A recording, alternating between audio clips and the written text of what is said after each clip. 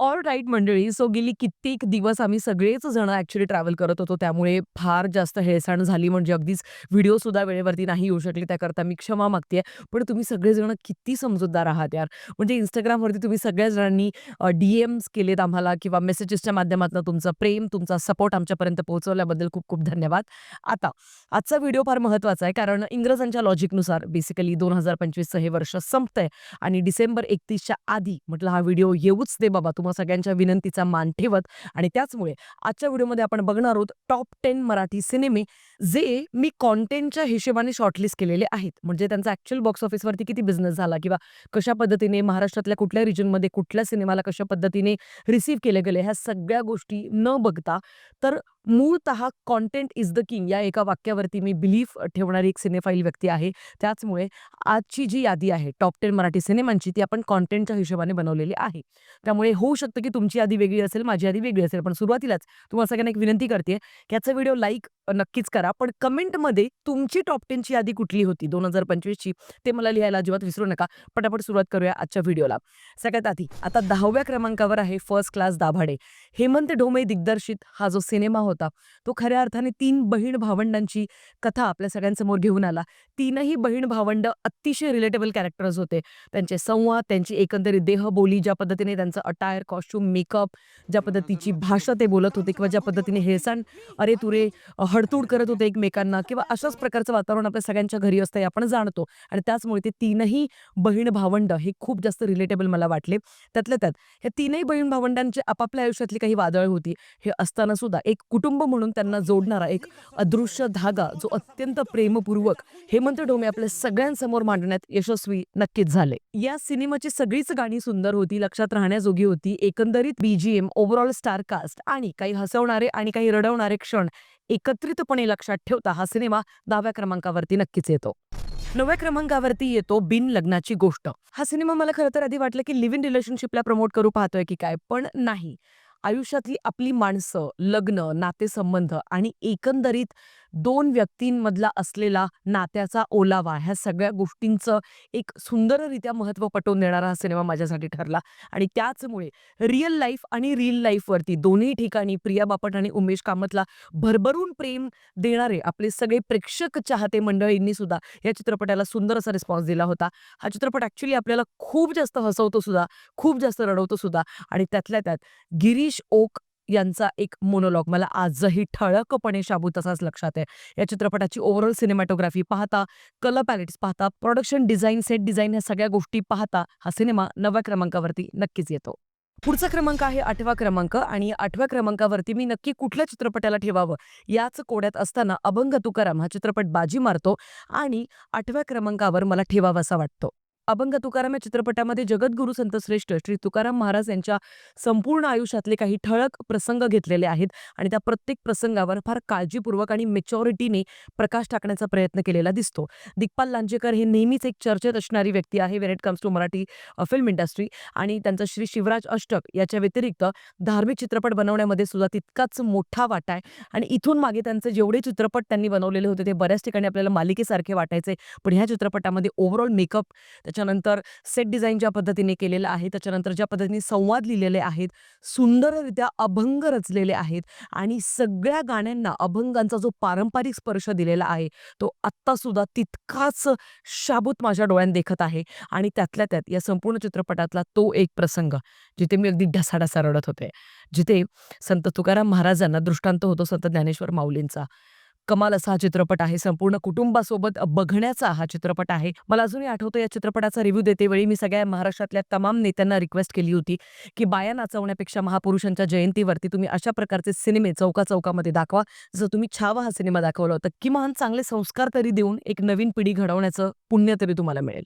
त्यानंतर पुढच्या 7व्या क्रमांकावरती येतो दशावतार हा सिनेमा. भव्य-दिव्य अशी स्टार कास्ट, कोकणातील सुंदर नयनरम्य असे काही सीन्स, अतिशय उत्कृष्ट अशा दर्जाची सिनेमॅटोग्राफी. इनफॅक्ट दशावतारच्या आधीपर्यंत आपण अशा पद्धतीची सिनेमॅटोग्राफी कुठच्याच चित्रपटामध्ये पाहायला आपल्याला मिळाली नव्हती. मला अजूनही आठवतंय आणि त्याचमुळे ह्या सगळ्यांच्या जोडीला अतिशय समर्पक असं संगीत, बीजीएम सुद्धा तितकंच गूजबम्प्स आणणारं आणि कोकणातली सुंदर अशी दशावतारची परंपरा. हे सगळे घटक एकत्रितपणे आपल्या सगळ्यांना दशावतारमध्ये पाहता आले आणि अजून सुद्धा आपल्या वयाच्या 81व्या वर्षी सुद्धा दिलीप प्रभावळकर सर ज्यावेळेला या ऊर्जेने काम करताना दिसतात, त्यावेळेला खऱ्या अर्थाने आपल्या सगळ्यांना ते मोटिव्हेट करतात आणि त्याचमुळे हा सिनेमा सगळ्यात स्पेशल सिनेमा नक्कीच ठरतो. त्यानंतर पुढच्या 6व्या क्रमांकावरती आहे पुन्हा शिवाजीराजे भोसले. आता या संपूर्ण सिनेमाचं सगळ्यात मोठं आकर्षण म्हणजे सिद्धार्थ बोडके यांनी ज्या पद्धतीने छत्रपती श्री शिवाजी महाराजांची भूमिका साकारली. खऱ्या अर्थाने मी थोडीशी स्केप्टिकल होते चित्रपट रिलीज होण्याच्या आधी. पण ज्या सुंदररित्या महाराजांची भूमिका सिद्धार्थ बोडके यांनी साकारली आहे, अजून सुद्धा ते सगळे सीन्स डोळ्यांदेखत येतात. घोड्यावरनं टप, टप, टप, टप आवाज करत ज्यावेळेला तो एक सीन आपल्याला पाहायला मिळतो. कमाल. आणि खऱ्या अर्थाने महेश मांजरेकर यांचं दिग्दर्शन आपल्याला महाराज जर का आत्ताच्या काळात आले, तर आत्ता महाराष्ट्राची दयनीय अवस्था बघितल्यानंतर किती चिडतील किंवा कशा पद्धतीने रिॲक्ट होतील, हे त्यांच्या इमॅजिनेशनमधून आलेलं हे सुंदर असं एक स्वप्न आपल्या सगळ्यांसमोर पुन्हा शिवाजीराजे भोसले या चित्रपटाच्या माध्यमातून ते दाखवण्यात यशस्वी होतात आणि याच्यामध्ये त्रिशा ठोसर आणि भार्गव जगताप या सुंदर बाल कलाकारांची बहीण भावंडांची जोडी जी आपण नाळ2 पण पाहिली होती, ती परत एकदा आपली जादू आपल्या अभिनयाच्या माध्यमातून आपल्या सगळ्यांसमोर दाखवण्यामध्ये यशस्वी होतात आणि या सगळ्यांच्या जोडीला अतिशय उत्कृष्ट अशा पद्धतीने रचलेला स्क्रीन प्ले हे सगळं काही पाहता नक्कीच मला पुन्हा शिवाजीराजे भोसले हा सिनेमा 6व्या क्रमांकावरती ठेवावासा वाटतो. पुढचा सिनेमा खूप स्पेशल आहे 5व्या क्रमांकावरती एप्रिल मे 99. आता आपण सगळेजण मिलेनियल्स आहोत, त्याच्यामुळे हा सिनेमा खऱ्या अर्थाने आपल्यासाठी बनवलाय का काय असा एक संभ्रम तयार होतो.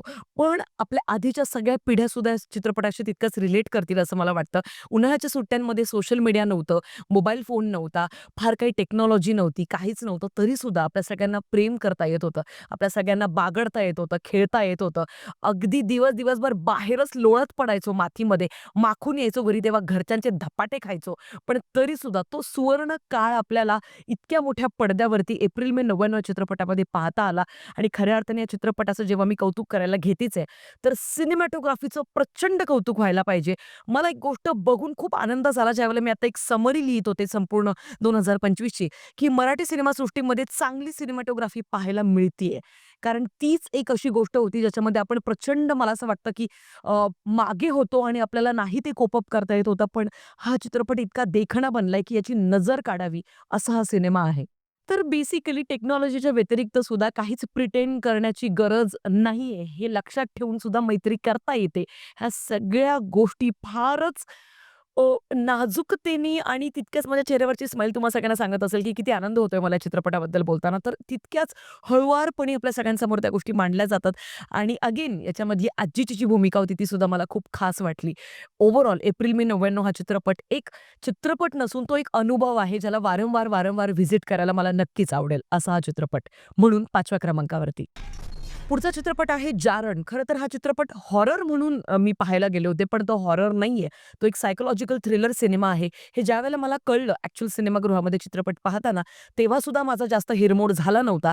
कारण अनिता दाते या अभिनेत्रीचा परफॉर्मन्स मला अजूनही आठवतंय. संपूर्ण चित्रपटामध्ये ॲक्चुअली तिला फार काही मोठा रोल ऑफर नव्हता केला गेला.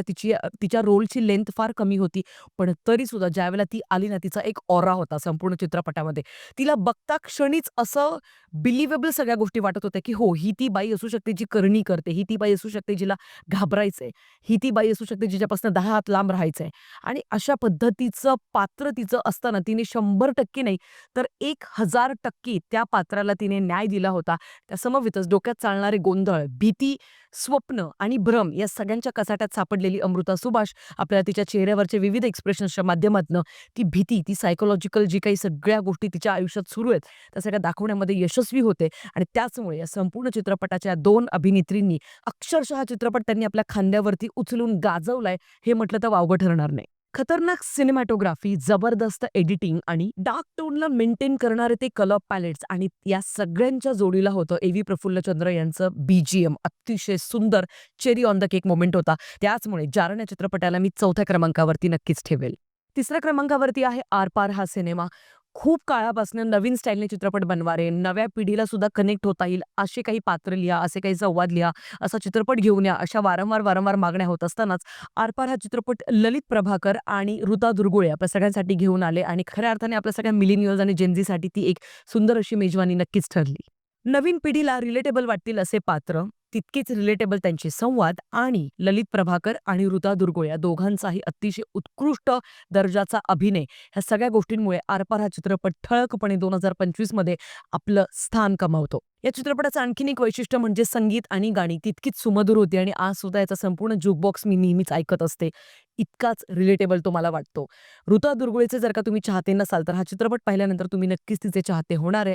आणि ललित प्रभाकरचा आत्तापर्यंतचा one of the finest performances मी म्हणेन. त्याचमुळे तिसऱ्या क्रमांकावरती आरपार, नक्कीच आरपार आपल्या हृदयाच्या जातो आणि आपलं स्थान कमावतो. दुसऱ्या क्रमांकावर आहे आता थांबायचं नाही. हा चित्रपट खऱ्या अर्थाने फार स्पेशल चित्रपट होता. अख्ख्या फॅमिली मेंबर्सने सोबत जाऊन बघावा किंवा घरच्या घरी का होईना पण आता सेलिब्रेट करावा, अशा पद्धतीचा हा सिनेमा होता. इतकी लांबलचक अशी स्टार कास्ट, त्याच्याच समवेत मुंबईतल्या सफाई कर्मचाऱ्यांच्या रिअल आयुष्यातले इन्सिडेंसेसवरती आधारित हा सिनेमा होता. त्यांनी खऱ्या अर्थाने कशा पद्धतीने 10वी परीक्षा दिली होती आणि अख्खी बॅच कशी पास झाली होती, किती त्यांना संघर्ष करावा लागला होता, काय-काय त्यांच्या इन्सिक्युरिटीज होत्या. बरं, ह्या सगळ्या सफाई कर्मचाऱ्यांच्या त्यांच्या त्यांच्या बॅक स्टोरीज आणि कुठे चित्रपट स्ट्रेची तुम्हाला जाणवत नाही. नो नॉनसेन्स ड्रामा अशा पद्धतीने रचलेला हा चित्रपट होता. अतिशय उत्कृष्टपणे लिहिलेले संवाद, तितकेच मोटिव्हेशनल असे काही मोनोलॉग्स आणि त्यातल्या त्यात अतिशय बाप अशा लेव्हलची सिनेमॅटोग्राफी. मला अजूनही आठवतोय तो सुरुवातीचा सीन जिथे भरत जाधवच्या त्या एका गटारीचं जे झाकण असतं, तर त्याच्यापासनं या चित्रपटाची कशी पहिल्या फ्रेमपासून सुरुवात होते, तो किती दमदार असा सीन होता आणि त्याचमुळे अख्खा चित्रपट तुम्हाला कुठेच बोर करणार नाही असा हा चित्रपट होता. मला खरंच आता असं वाटतं, की आता थांबायचं नाही हा चित्रपट जर का गुलकंद सोबत नसता रिलीज झाला, तर जर का सोलो रिलीज झाला मिळाली असती, तर आरामात हा 40-50 करोडच्या पुढे पर्यंत बॉक्स ऑफिसवरती कमावू शकला असता. पण हरकत नाही. तरी सुद्धा मी असं म्हणेन, की नक्कीच must, must, must, must watch हा सिनेमा ठरला. त्याच्याचमुळे दुसऱ्या क्रमांकावरती या सिनेमाला मी ठेवीन. आणि आता येऊया पहिल्या क्रमांकाच्या सिनेमाबद्दल, जो आहे गोंधळ. होय, खऱ्या अर्थाने मला असं वाटलं, की 2025चे अख्खं कॅलेंडर जर का आपण पाहिले, तर गोंधळ हा सिनेमा सगळ्यात त्या हायरार्कीमध्ये सगळ्यात टॉप पोझिशनला जाऊन बसतो. प्रत्येक डिपार्टमेंट अभ्यासाचा विषय बनू शकतं. मेकर्सनी फक्त प्रमोशन शून्य केल्यामुळे या सिनेमाला खऱ्या अर्थाने त्याची डिझर्व्हिंग ऑडियन्स नाही मिळू शकली. अदरवाईज या सिनेमामध्ये प्रचंड पोटेन्शियल होतं. हा सिनेमा माउथ पब्लिसिटीच्या माध्यमातून थोडाफार तरी नक्की याने कमाई केली. पण जर का प्रमोशन खूप मोठ्या जायंट लेव्हलला केलं असतं, तर खऱ्या अर्थाने हा सिनेमा आत्ता सुद्धा प्रत्येकाच्या मुखी अगदी त्याचं नाव रेंगाळत राहिलं असतं, असं मला वाटतं. पण असो, चित्रपट कसा होता, तर त्याच्या सुरुवातीच्याच 25 मिनिटाचा तो वन लाँग टेक, तो oner shot, cherry on the cake moment होता संपूर्ण चित्रपटाचा. प्रत्येक पात्र फार विचार करून लिहिलेलं होतं. या चित्रपटाचे सगळे कॅरेक्टर ज्या पद्धतीने वेगवेगळ्या शेड्समध्ये आपल्या सगळ्यांसमोर येत राहतात, आपल्याला थोडा सुद्धा श्वास घ्यायला वेळ दिला जात नाही आणि तीच या संपूर्ण चित्रपटाची सगळ्यात मोठी जमेची बाजू होती. या चित्रपटाचं बीजीएम श्री इलायराजा सरांनी दिलेलं होतं आणि महाराष्ट्रातलं जे अस्सल गावरान मराठमोळं जे संगीत आहे, जे ॲक्चुअल गोंधळामध्ये आपल्याला ऐकायला येतं, तेच त्यांनी सिनेमामध्ये ठेवलं. त्याला उगाच असं काही ओव्हर इंटेन्सिफाय करण्याच्या नादामध्ये त्याचा काहीतरी खूपच कचरा नव्हता केलेला आणि त्याचमुळे या सिनेमाचं संगीत सुद्धा तितकीच महत्त्वाची भूमिका नक्कीच बजावतं. या चित्रपटाचा जो शेवट आहे, क्लायमॅक्स, तो त्यांनी जाणून-बुजून ओपन ठेवलाय. म्हणजे त्याच्यामध्ये 2 ॲक्चुअली संभाव्यता येतात, पॉसिबिलिटीज येतात आणि ते ऑडियन्सवरती सोडलं जातं, की तुम्हाला काय वाटतं, की या या चित्रपटाचा एंड या पद्धतीने झालाय, की या पद्धतीने झालाय? आणि ते कन्फ्युजन सुद्धा चांगली गोष्ट होती. मला असं वाटतं कॉल टू ॲक्शन ज्याला आपण म्हणतो, की चित्रपट संपल्यानंतर सुद्धा तो आपल्या मेंदूमध्ये तसाच रेंगाळत राहतो आणि त्याबद्दल डिस्कशन्स केले जातात. आणि त्याचमुळे हा सिनेमा मला सगळ्यात बेस्ट सिनेमा वाटला 2025च्या मराठी सिनेमासृष्टीकडून आलेल्या सगळ्या सिनेमांना मागे टाकत गोंधळ हा चित्रपट पहिल्या क्रमांकावरती नक्कीच बाजी मारतो. ओव्हरऑल आजचे जेवढे 10 चित्रपट मी तुम्हा सगळ्यांना सांगितले, हे सगळे चित्रपट तुम्हाला फॅमिलीसोबत बसून बघण्याजोगे चित्रपट आहे. त्याच्यामध्ये कुठेही असले काही घाणेरडे सीन्स नाही, ज्याच्यामुळे तुम्ही अनकम्फर्टेबल व्हाल किंवा लहान मुलांना तुम्ही नाही दाखवू शकत.